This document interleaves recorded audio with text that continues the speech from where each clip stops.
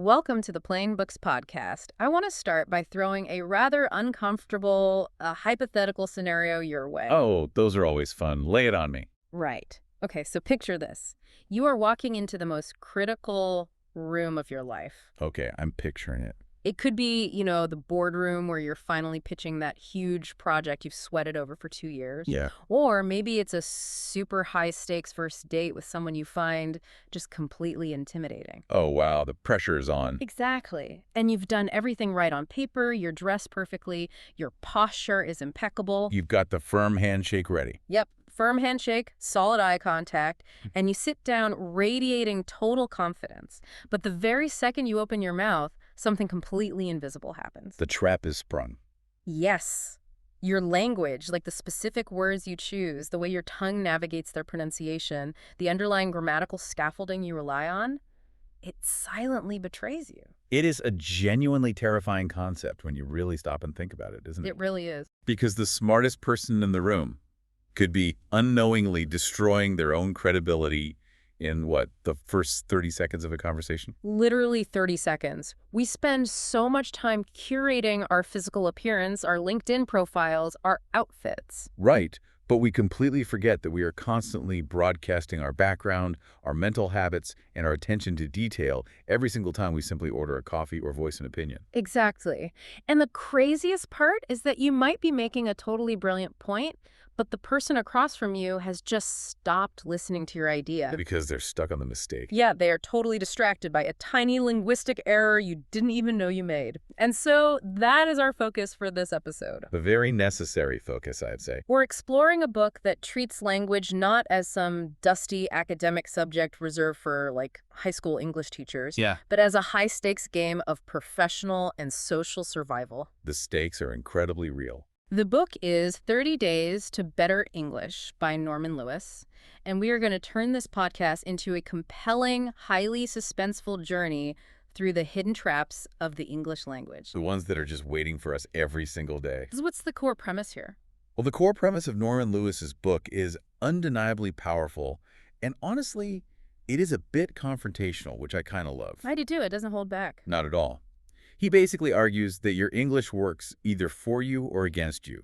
There is absolutely no neutral ground. Zero neutral ground. Right. Society at large, and especially the professional world, is actively judging your intelligence and your competence by how efficiently and accurately you translate your thoughts into speech and writing. It's like your invisible resume. It operates exactly as the ultimate invisible resume. So here's the deal for you, the person listening to us right now. Do not just let this episode wash over you like background noise while you do the dishes or drive to work. Yeah, this requires active participation. We really need you to participate. I want you to grab a mental notepad or an actual physical one if you happen to be sitting at a desk, and treat this entire conversation as a ruthless personal audit of your own language skills. Be brutal with yourself. We are going to be testing you. We will pause and give you a second to answer. Just be honest with yourself, right? Nobody else can see your score. Ready? Let's step straight into what Norman Lewis calls the pronunciation minefield. Oh, this is where it gets really interesting. What's so fascinating about this section of the book is the suspenseful revelation Lewis brings to the table right away. Which is what? Well, we all just sort of assume that if we are saying a word wrong, someone will eventually tell us, right? Right, like having spinach in your teeth, you hope a friend tells you. Exactly. But polite society dictates that people do not correct you to your face when it comes to language. So we walk around for decades making glaring pronunciation errors without having the slightest clue. That is so cringy to think about. It is. And Lewis anchors this in a really compelling study from the New York University Division of General Education. Okay, what did they do? They conducted these massive investigations across adult vocabulary improvement classes. And they discovered something staggering. Out of the hundreds of thousands of words in the dictionary, there were exactly 13 words that are more frequently mispronounced by the average speaker than any other words in the entire English language. Wait, just 13 words doing all that silent damage to people's reputations. Just 13. That is mind-blowing. Okay, we have to test this right now. Let's do it. We are going to walk through Norman Lewis's specific pronunciation tests. So, listeners, I will give you the word. I want you to Honestly admit to yourself how you naturally habitually say it when you were speaking quickly. Yeah, don't overthink what the dictionary says. Right. Think about how it actually comes out of your mouth in casual conversation. Ready? Let's start with the common errors. The first word is Italian. Do you say Italian or do you say Italian? So the preferred pronunciation, according to Lewis and Educated Standards, is the first one. It's Italian. Starting with an I sound is one of the most common phonetic traps out there. Let's talk about why that happens, though, because it doesn't just come out of nowhere, right? People aren't just making it up to sound weird. Exactly. And this is where the mechanics of language get really interesting. People say Italian largely due to a linguistic phenomenon called hypercorrection or regional assimilation. Meaning what, exactly? Well, we know the country is Italy with a short I, but English speakers often subconsciously try to differentiate the adjective form, or they absorb a regional dialect that stretches that first vowel for emphasis. Ah, I see. But standard professional usage strictly demands the short I. Okay, hopefully you kept track of your score on your notepad. Next word, genuine. Do you say genuine or genuine? It is definitively genuine. No wine at the end. It's a short, clipped-in sound. See, I know for a fact people struggle with this because of words like wine or twine or bovine. Our brains see that INE and we just assume it rhymes with them. It is a completely logical assumption. Right. But, English is rarely logical. Damn true. Genuine actually comes from Latin roots, where the suffix was much softer. The wine pronunciation is often a hypercorrection by people who see the spelling and basically force the phonetics, overriding the historical pronunciation of the word. Interesting. Okay, how about theater? Is it theater or the yeatar? The accent is heavily on the first syllable, the-a-tar. So no theater. Right. If you are saying the-a-tar, you are shifting the emphasis in a way that stands out to trained ears immediately. Why do people shift it? This usually happens because English speakers really like an alternating rhythm, and sometimes the-a-tar just feels more rhythmic to certain regional ears. Yeah. But standard usage keeps the stress up front. Okay, here is the big one. This is the word that has famously taken down presidents and politicians on national television. The word is nuclear. Oh, this one is brutal. Do you say N-O-O-clear or N-O-kilor? It absolutely must be enochiara. The enochilor pronunciation is incredibly common, but it is universally flagged as a glaring error by linguists, educators, and the professional class. But why is it so common? Like, why do literal world leaders get this wrong on TV? Because of a really fascinating biological process called metathesis. Metathesis. Yeah, metathesis is when our brains and our tongues subconsciously swap sounds in a word to make it easier to say based on patterns we already know. Oh, so it's a muscle memory thing? Exactly. English has a lot of words that end in C-U-L-A-R. Molecular, particular, spectacular. Yeah. Our brains are incredibly comfortable with that keylor rhythm. Right. So when confronted with a slightly more awkward clear in nuclear, our tongues just take the familiar, well-worn path. It is a biological shortcut, but linguistically it's totally incorrect. That makes total sense. It's not that people are stupid, it's that their brains are pattern-matching machines that grab the wrong blueprint. Precisely. But Lewis does not let us off the hook just because our brains are taking shortcuts. He pushes us into what he calls educated standards. And what are those? These are words that basically separate casual speakers from those with highly precise language skills. Let's see how you do with these, listener. The word is percolator. Do you say P-U-R-culator or P-or-colator? The correct educated standard is P-U-R-colator. People very often insert a Y sound, making it Q. Again, pattern matching. Like calculator or speculator, our brains just sneak that Y in there. Yep, perfectly natural mistake, but still a mistake. What about preferable? Is it preferable or preferable? It is preferable. The stress is entirely on that first syllable. That feels weird to say. Why do we want to stress the second one? Well, the mistake happens because the root word is prefer, which stresses the second syllable. People try to keep the original stress when adding the suffix, but English often demands a stress shift when suffixes are added. Here is one that trips me up when I am reading out loud from a script. The word is phraseology. Is it phraseology or phraseology? Phraseology. You need every single one of those syllables in there. You can't just smush them together. No, you absolutely cannot swallow the E sound just to get through the word faster. Okay, extraordinary. Extraordinary or extraordinary. This one is actually extraordinary. You don't say extra and then ordinary. You blend them into a single cohesive sound. And the last of the educated standards, naivete. Naivete or naivete. It is naivete. Because of the French? Yes, because it retains its French phonetic structure. Yeah. English is borrowed at wholesale, and we are expected to respect its origins in formal speech. All right, if you are sweating a little bit on your notepad, it is going to get even harder. Oh yeah, it ramps up. Lewis has a category for words you might only know from reading. You've seen them in books, but you rarely say them out loud, which creates a huge phonetic blind spot.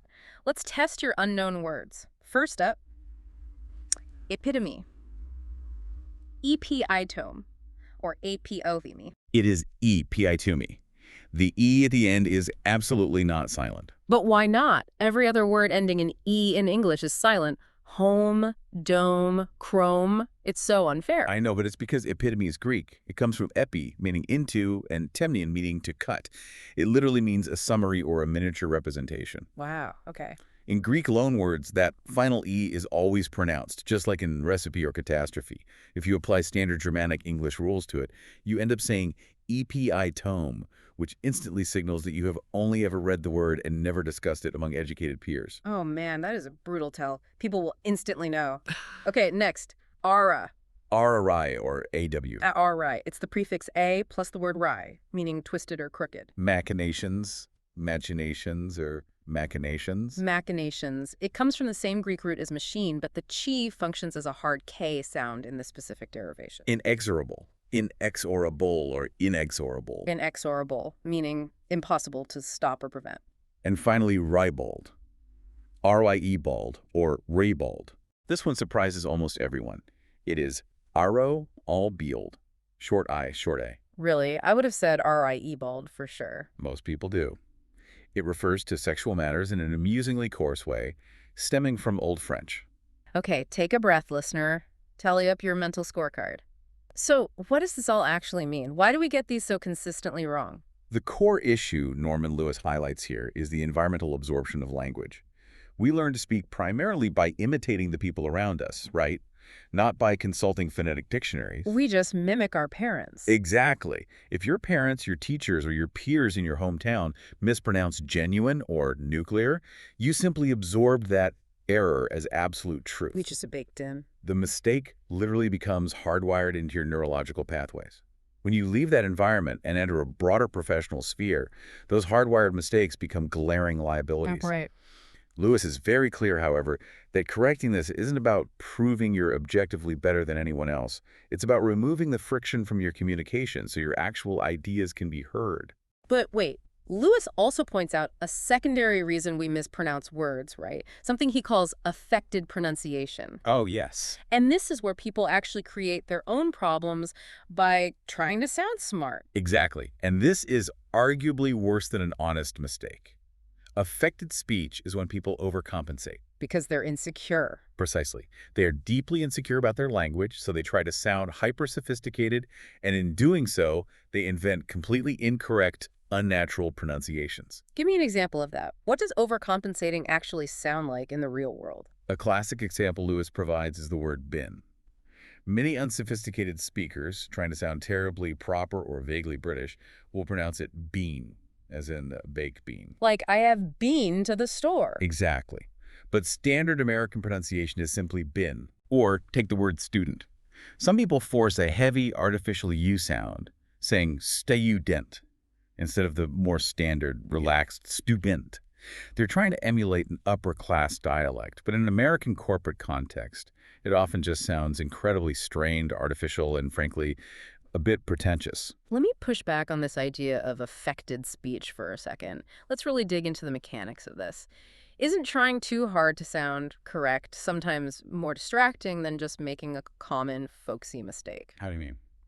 Well, it feels like showing up to a casual beach party wearing a full tailored tuxedo. You might technically be wearing the highest and most formal category of clothing, but you just look ridiculous and totally out of place. That's a fun image. If everyone in my office says Italian and I walk in saying Italian with perfect, crisp dictionary diction, aren't I alienating the very people I'm trying to communicate with? That is a phenomenal observation, and it highlights a tension that Lewis implicitly acknowledges throughout the book. Language is, above all else, a social tool. However, the tuxedo analogy doesn't quite map perfectly onto pronunciation. Wearing a tuxedo to a beach party is an error in social calibration. It's visually loud and disruptive. But using standard, precise pronunciation is more like showing up to that beach party wearing incredibly high-quality polarized sunglasses. Okay, I'm tracking. It doesn't alienate the people around you, it just functions better.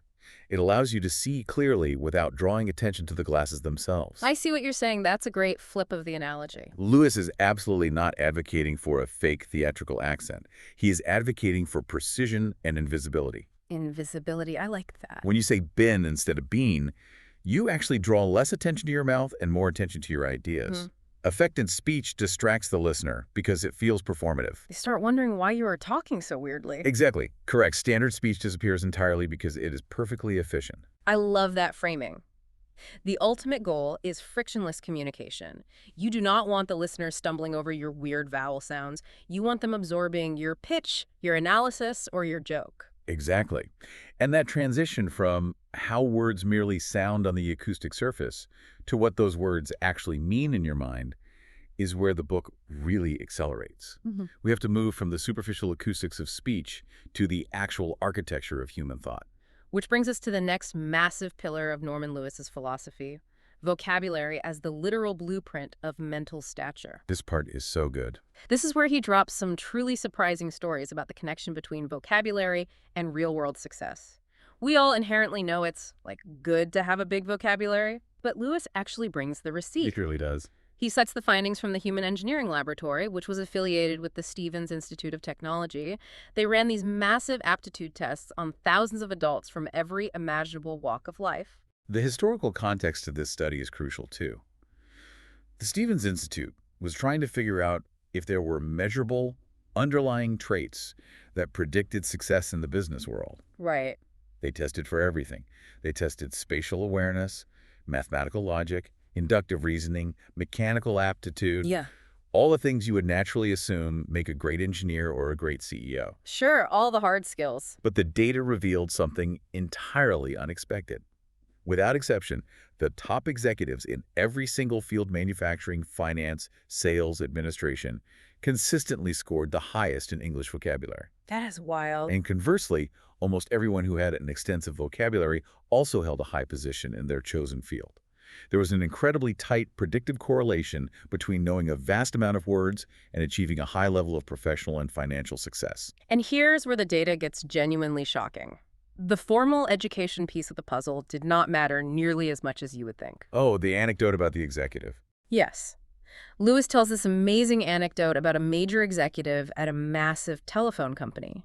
The researchers gave this corporate executive the rigorous vocabulary test, and he absolutely crushed it. Crush it is an understatement. Right. He don't just do well. He systematically outscored every single university college professor who had taken the exact same test. Which is incredible to think about. This telephone executive did not have a wall full of PhDs or decades of academic tenure, but his vocabulary was superior to the academics.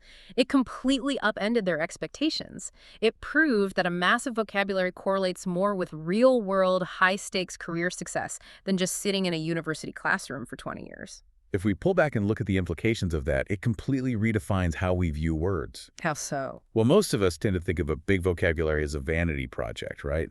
Like collecting expensive art or vintage cars. You pull out a fancy word at a dinner party just to impress someone. Like a parlor trick. Exactly. But Norman Lewis outlines a radically different philosophy. He argues that words are not just labels we slap onto things that already exist in our heads.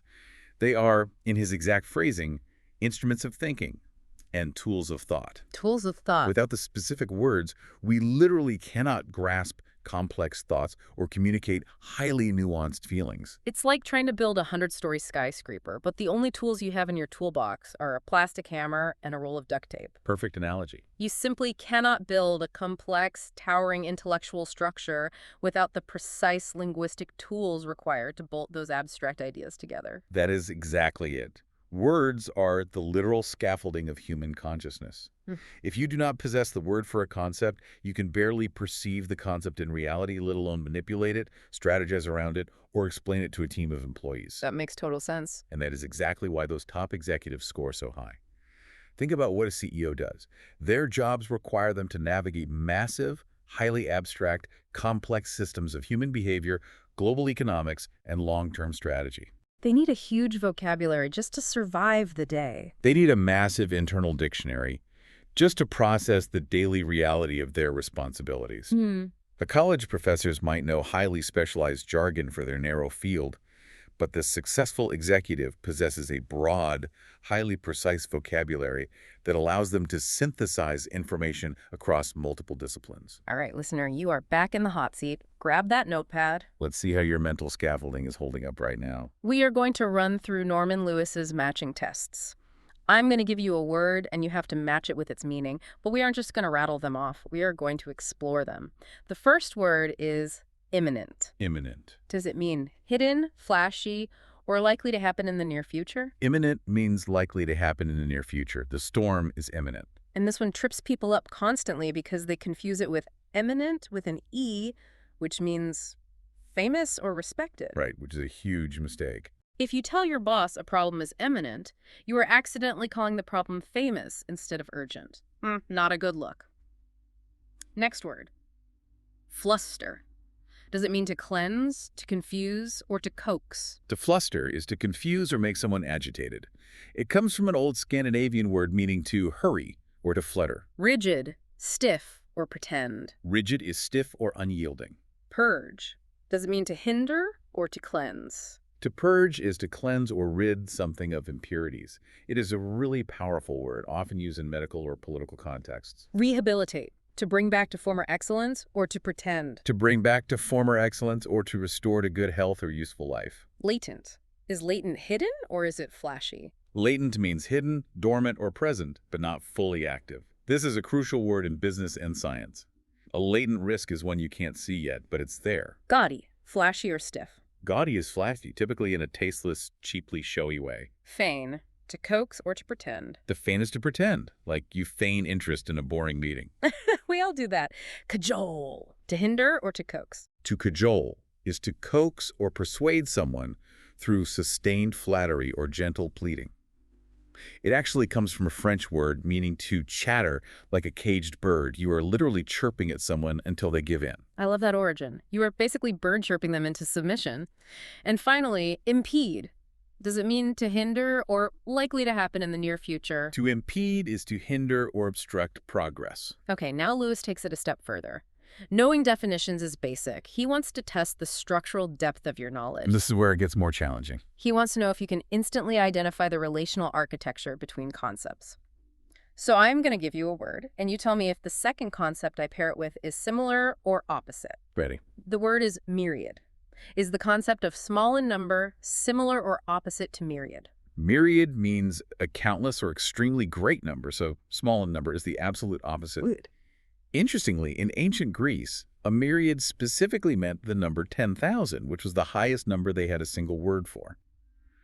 Over time, it just became a metaphor for infinity. That is fascinating. The word is magnify. The concept is make larger, similar or opposite. Similar, of course. Infinite. The concept is ending. Opposite. Infinite, by its Latin roots in, meaning not, and finis, meaning end, literally means having no end. Dull. The concept is sharp. Opposite? Safety. The concept is danger. Opposite again. And sickness. The concept is health. Opposite. Now, these specific pairs might seem a bit basic, almost elementary, but Lewis uses these foundational relational tests to warm up the mind. Why though? He is trying to demonstrate how instantly, at a subconscious level, our brains must categorize, contrast, and relate abstract concepts just to navigate reality. It really is wild to think about the mathematical realities of learning this stuff over a lifespan. Lewis breaks down the numbers, and honestly, it is deeply depressing at first glance. Yeah, the math is kind of sad. He points out that the average adult, someone who has finished their formal schooling, maybe they are in their late 20s or 30s, only learns about 25 to 50 new words a year. That is practically total linguistic stagnation. You are basically coasting on whatever vocabulary you managed to absorb by the time you were 22.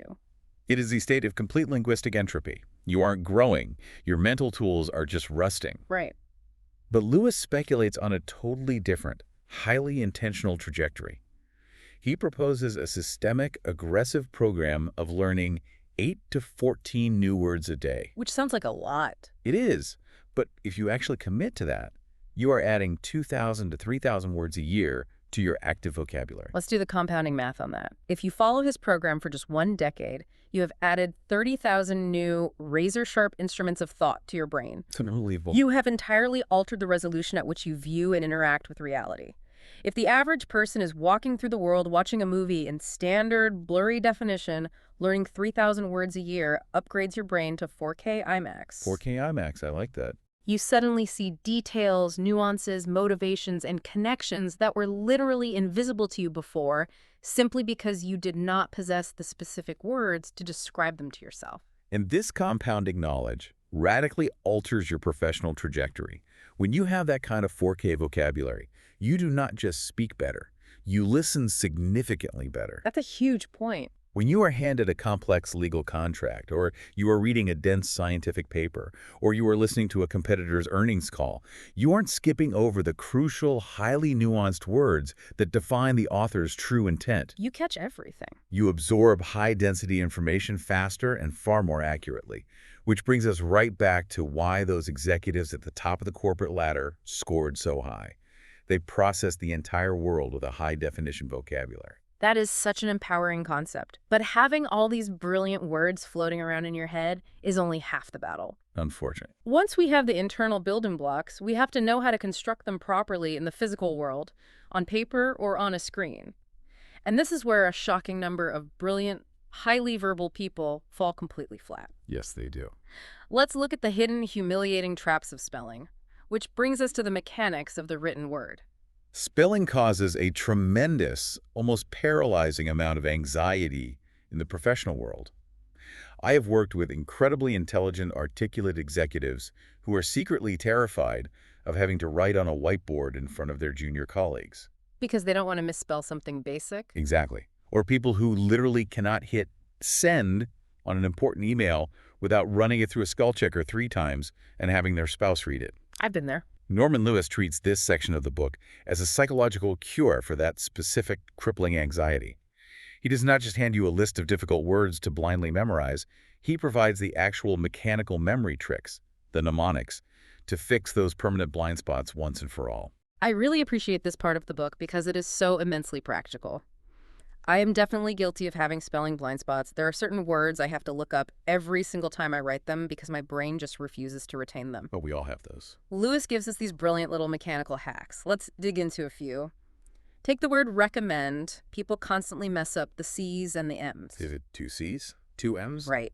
Lewis says, stop guessing and just break it down structurally into air plus commend. Everyone knows how to spell commend. C-O-M-E-N-D. Just put an R-E in front of it. Recommend. 1 C, 2 M's. Boom, the anxiety is solved forever. It relies entirely on logic instead of rote memorization. Take another notorious word, coolly, as in she looked at him coolly.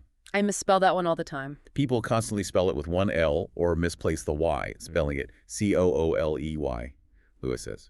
Just take the root adjective cool, C-O-O-L, and add the standard adverb suffix ly, L-A-Y.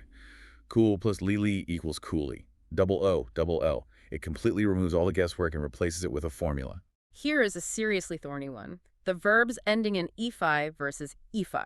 Oh, this one is great. Almost every single verb in the English language seems to end in -ify. Justify, modify, testify, pacify. But people get tripped up and paralyzed by the exceptions. Right. Lewis points out an incredible statistical fact. There are only 5 verbs in the entire English language that end in -fi with an E.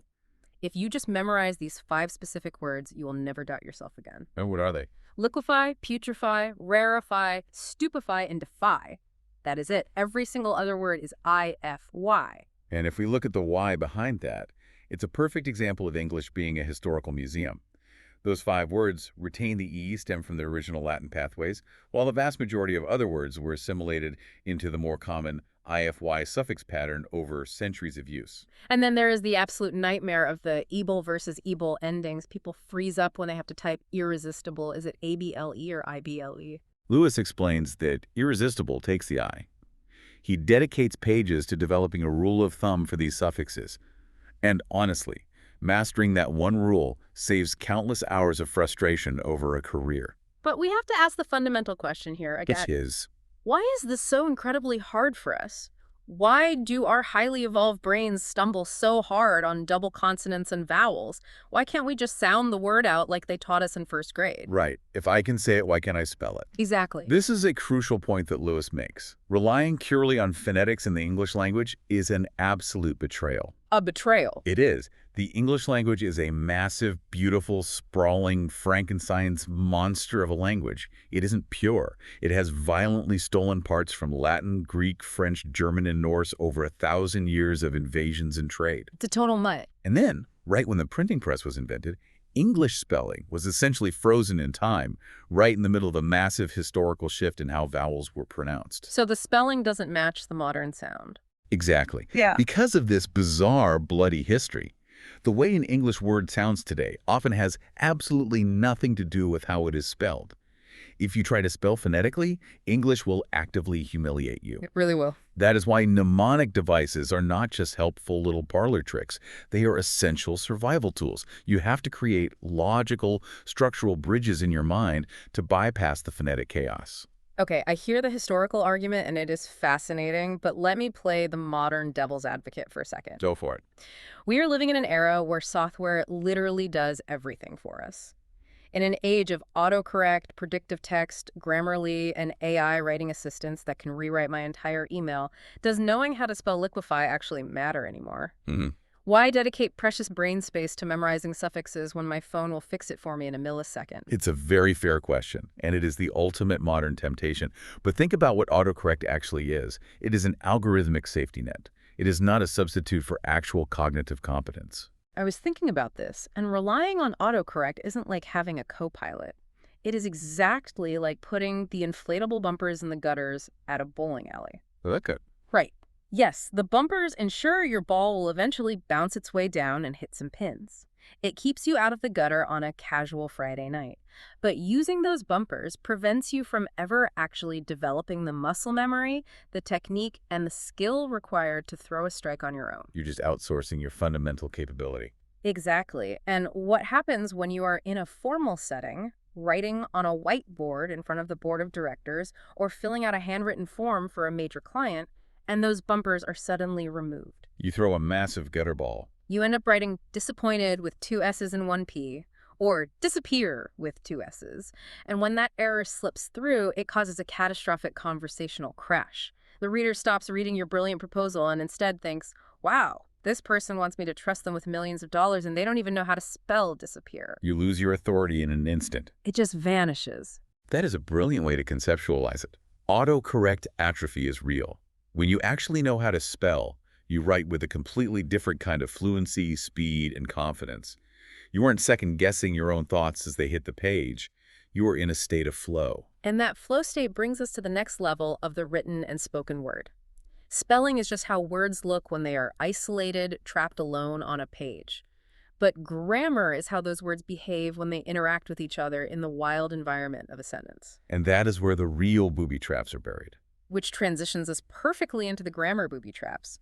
Lewis drops another massive, highly practical statistic here. The 75% rule. Yes. He says that 75% of the errors made by unsophisticated speakers occur in just 3 specific areas. 3. That's amazing. If you can master just these 3 areas, you eliminate 3/4 of the grammatical mistakes that are silently destroying your credibility in the workplace.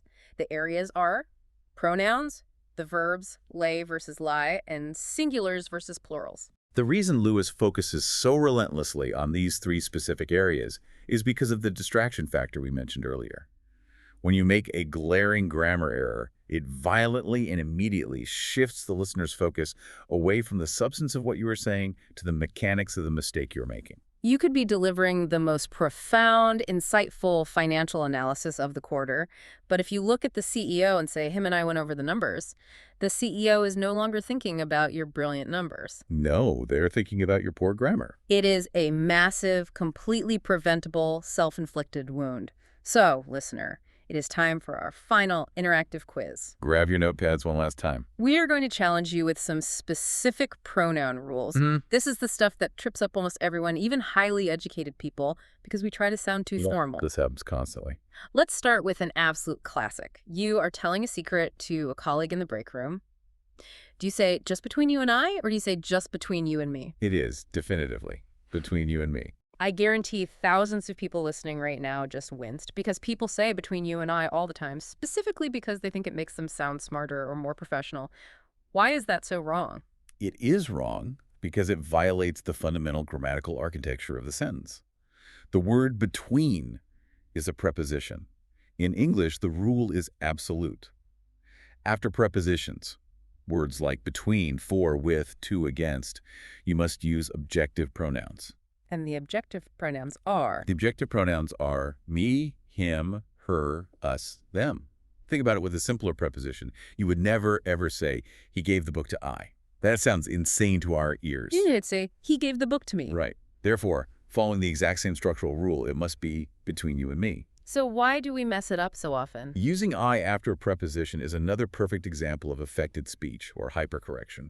We are taught as kids to say, John and I went to the store, instead of me and John went to the store.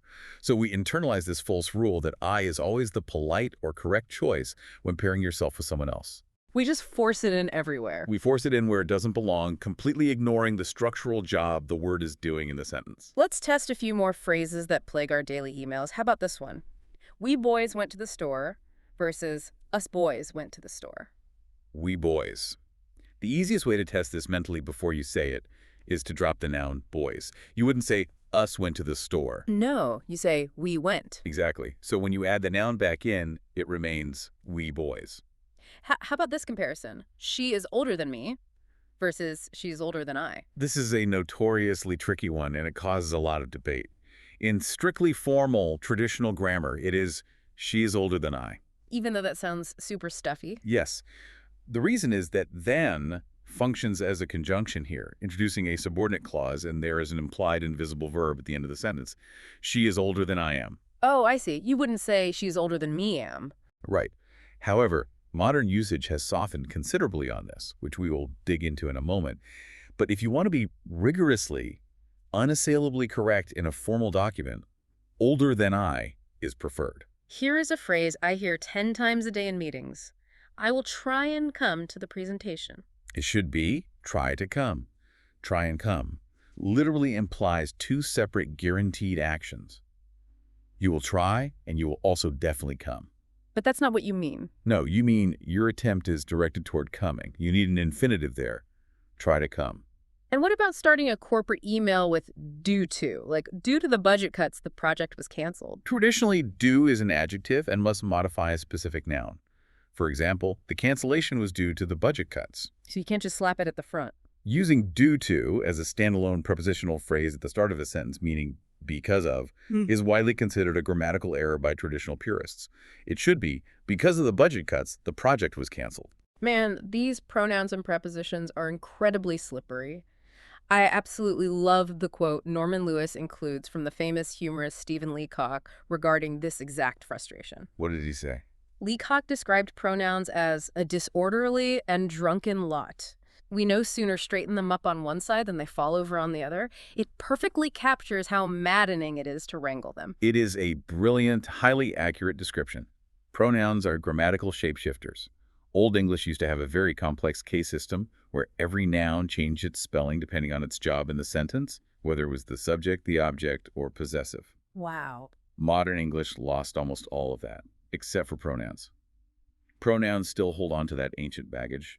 They change their spelling and their form depending entirely on their job in the sentence. If you don't possess a structural awareness of your own sentence while you are speaking it, you will blindly grab the wrong pronoun. But wait, all this talk of rules and purists and structural awareness raises a massive looming question over this entire book. Who actually decides what is correct? Is there a secret grammar police force, a Supreme Court of the English language that hands down verdicts? Because language changes, right? Shakespeare didn't speak like us. Right. It evolves. This leads us into a truly fascinating exploration of the modern view of correctness.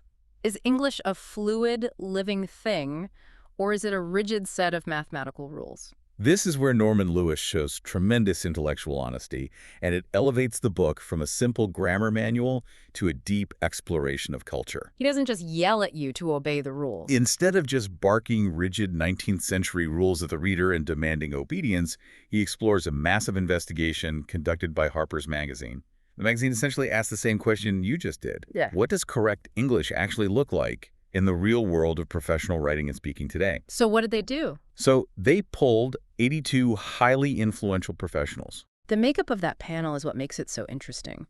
This wasn't just a bunch of dusty academics in a basement. The panel included 33 magazine editors, 7 prominent book reviewers, 31 successful authors, and 11 university English professors. That's a solid cross-section. They were given a long list of disputed, controversial usages and asked to vote on whether they were acceptable in modern professional communication. Exactly. You have the academics who study the rules, but you also have the authors and editors who are actually producing, shaping, and gatekeeping the culture's daily reading material. And what were the results? And the results of this poll were a total revelation. It turns out correctness is not a math equation with a single right answer. It is a consensus. It is a living agreement among educated people. Lewis brings up a fantastic, slightly cynical quote from the legendary defense attorney Clarence Darrow to illustrate this. What's the quote? Darrow famously said, "Even if you do learn to speak correct English, who are you going to speak it to?" Darrow's point is incredibly sharp. He is suggesting that if you speak with rigid, textbook 18th century perfection at all times, you might actually alienate your audience in the modern world. Right. The Harper's poll confirmed this exact sentiment. Unless you are pitching an article exclusively to a room full of copy editors from conservative women's magazines, who statistically tend to be the most rigid guardians of grammar, a lot of the old punishing rules are being actively ignored by the very professionals who shaped the English language. It is entirely about context and evolution. Let's look at some specific examples of this nuance that Lewis discusses based on that poll. Okay, let's hear them. Take the intense debate over answering a question with surely versus sure. Oh, I say sure all the time. If I ask if you want to grab lunch and you say sure, the old school, rigid grammarians would have a minor heart attack. They would scream, "Sure is an adjective. You must use the adverb form surely." But the Harper's poll showed that almost everyone in the professional writing world accepts sure as perfectly fine, standard conversational English. Answering a casual lunch invite with surely sounds like you were acting in a bad Victorian play. It's about not sounding like a robot. But that doesn't mean vocabulary precision is dead, right? No, definitely not. The poll also highlighted where precision still heavily matters. Another great example Lewis highlights is the distinction between luxurious and luxuriant. These words are constantly used interchangeably by mistake, but they have distinctly different, beautiful meanings. Very different. Luxurious refers to something man-made that provides comfort and can be bought with money. You can have a luxurious 5-star hotel room, a luxurious sports car, or a luxurious silk wig. Okay. Luxuriant, on the other hand, strictly refers to rich, abundant, natural growth. A tropical jungle is luxuriant. A person's thick, natural black hair is luxuriant. I see where this is going. If you walk up to someone and tell them they have highly luxurious hair, you are technically implying that they bought a really expensive wig. That is hilarious. And it is a perfect example of why vocabulary precision still matters deeply, even if grammar rules are softening. You don't want to accidentally insult someone while trying to compliment them. Exactly. But the fluidity of language and how we hear it can be so confusing. Lewis tells this hilarious, very telling anecdote about a child and a parent in New York to illustrate how our environment warps our perception of correctness. Let's hear it. The child sees a bird in the park and says, "Look, that sure looks like a Boyd." Yeah. The parent, exhausted from constantly trying to correct the kid's grammar, snaps, "That's not a Boyd, it's a bird." Classic parent moment. And the child looks completely confused and says, "Oh, well, it sure looks like a Boyd." It is a brilliant story Yeah. because it proves that we cannot always trust our own ears or even the ears of those in our immediate community to know what sounds right. Yeah, We become entirely deaf to our own regionalisms and ingrained errors. so true. That child literally could not hear the phonetic difference between the R sound in bird and the oi sound in Boyd because their specific linguistic environment had merged them. The child thought the parent was just giving them a weird synonym. Okay, I have to push back here because I think a lot of listeners might be feeling a bit of whiplash. Let's hear it. If language is ultimately determined by a popular vote of authors and editors, and if it constantly changes over time, like sure replacing surely, or preposition rules softening, Isn't chasing perfect grammar like trying to nail jelly to a wall? It can feel that way. Why are we even doing this? How can we possibly reconcile this constant shifting fluidity with Norman Lewis's very rigid 30-day program of memorizing prefixes and suffixes? Why dedicate a month of my life to learning rules if the rules are just going to change based on a magazine poll in 10 years? That is the ultimate philosophical tension of the entire book, and it is a completely valid frustration. But Lewis reconciles it brilliantly. How does he do that? The core philosophy is this. You have to deeply understand the rules before you have the authority to break them. The Harper's Magazine panel isn't composed of people who are ignorant of grammar. It is composed of absolute masters of the language who are actively choosing to bend specific rules for stylistic effect, rhythm, or casual efficiency. Ah, I get it. When you know the rule, breaking it is a powerful stylistic choice. When you don't know the rule, breaking it is just a humiliating error. Lewis's 30-day program is about giving you the rigid, unshakable foundation. Right. Once you possess that foundation, you gain the power to calibrate your speech to your environment. You can choose to be incredibly formal in a boardroom pitch, and you could choose to be relaxed and colloquial at a neighborhood barbecue. But the key is that you are always in total control of the signal you are broadcasting. You were confidently driving the car rather than just skidding out of control on the ice and hoping you don't hit a tree. That makes total sense, and it frames the whole endeavor perfectly. Hmm. Lewis isn't saying you have to speak like a 19th century aristocrat every second of your life. He is saying you want the option. You want the tools in your toolbox so you can deploy them when the stakes are high. Exactly. The fluid, evolving nature of English doesn't excuse ignorance. It actually demands a higher level of mastery. Only a master can smoothly navigate the constantly shifting tides of what is currently acceptable, what is persuasive, and what is downright embarrassing. It's all about intentionality. Well, we have covered a massive, sprawling amount of ground today. We have cautiously walked through the invisible minefields of daily pronunciation. We have explored how to build the vast internal scaffolding of an executive vocabulary. We have untangled the historical chaos and anxiety of English spelling, and we have navigated the relational booby traps of grammar. It's a lot to process.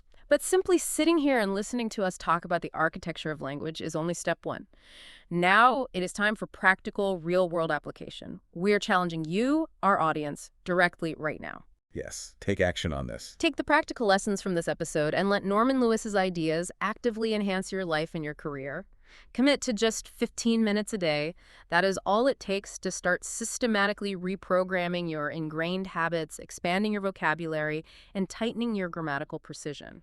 It really is an incredibly small infingement of daily time for a massive, compounding return in how the world perceives your intelligence, and more importantly, how you are able to perceive the complexities of the world. To really get the most out of this, to truly upgrade your operating system, we explicitly ask you to purchase the book 30 Days to Better English by Norman Lewis. It's worth every penny. Go get a physical copy. Keep it on your desk. Write heavily in the margins, take the quizzes, and please urge yourselves to engage with the author's work and community on social media. Share your daily progress. Share the specific words that tripped you up or the regional pronunciations you didn't even realize you had. It's a fun journey to share. We want to sincerely thank you for joining this conversation today and doing this mental audit with us. We invite you to follow, subscribe, and share the Playing Books podcast with anyone in your life who you think could use a little linguistic sharpening, which, if we are being completely honest with ourselves, is absolutely all of us. It's been a truly fascinating exploration of the hidden mechanics behind how we connect and communicate with each other. Before we sign off, I want to leave you with a final provocative thought to mull over as you go about your day, something that builds on the very foundation of everything we have discussed today. If words are the instruments of thinking, as Norman Lewis heavily suggests, what brilliant thoughts are you currently incapable of having, simply because you haven't yet learned the words to construct them? We will let you think about that. See you next time.